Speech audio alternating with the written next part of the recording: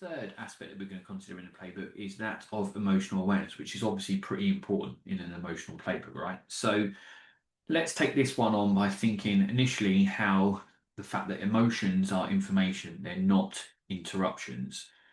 And as coaches, if we can sit with this fact and we can see how emotions are part of what has to come into play, and they're not something that effectively is an annoyance, then we will find ourselves in a much greater position to be able to have a more positive impact. The conventional view seems to see emotions as quite unpredictable and disruptive and a form of like internal chaos, and it gets in the way of things like clarity and thinking and productive action. But this kind of reactive stance leaves someone feeling very powerless. So, if someone feels like, oh, emotions are just something that has to be weathered, then they're almost like at the whim of whatever they're feeling and whatever emotions are coming at them when that actually isn't necessarily the case.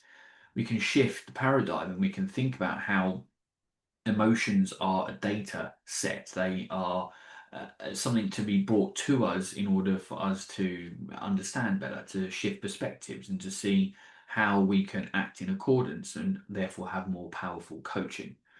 A lot of the work that has been delivered by Daniel Goleman and also by Marc Brackett as he continued that really does bring around an emotional awareness as the cornerstone of emotional intelligence. Actually, without it, you can't really go into the next phases.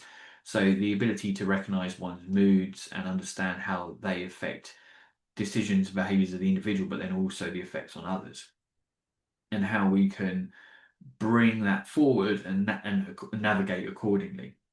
One of the frameworks for understanding, yeah, very simple, very straightforward ruler: recognize, understand, label, express, and regulate. Now, when you think about the recognize, understand, and label aspect, it's not necessarily about becoming overly obsessed with the emotion itself. It's just about noticing and observing and then being able to move forward in accordance.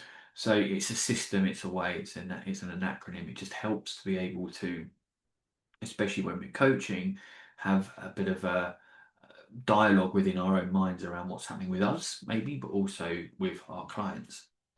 And the thing with naming an emotion, it doesn't, in some cases, people think, oh, if you name it, you add more power to it. But that's not the case. It actually just brings clarity. So if someone has a vague and ambiguous verbalization of the position they're in, i.e., I'm feeling bad, well, actually, that can be broken down. Irritated, okay, what are you irritated? Who you irritated by? Disappointed, what you're disappointed in? Anxious, what are you thinking of ahead of you that could be causing you anxiety? So you can have a sense of bringing together more specificity within that particular emotion, which then allows you to make decisions.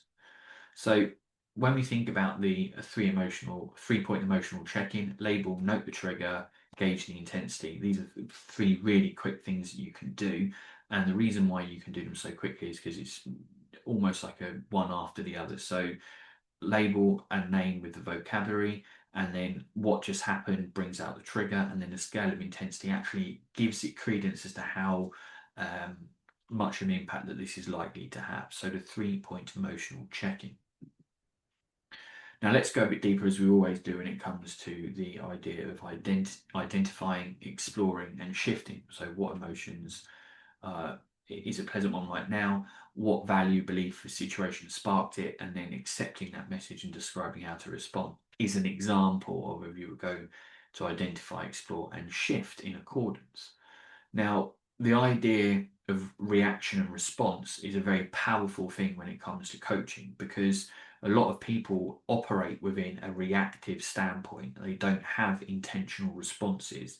So to be able to shift this in a very conscious way, so people can almost like see a reaction but not react, and then curate a response that's according and aligned with what they want to actually achieve, is such a key factor in coaching. As a coach, in order for us not to react and actually to respond according, and then model that for our clients. So when we think about how we would align that with like values and goals, and that's a very powerful connection to make when we think about responses.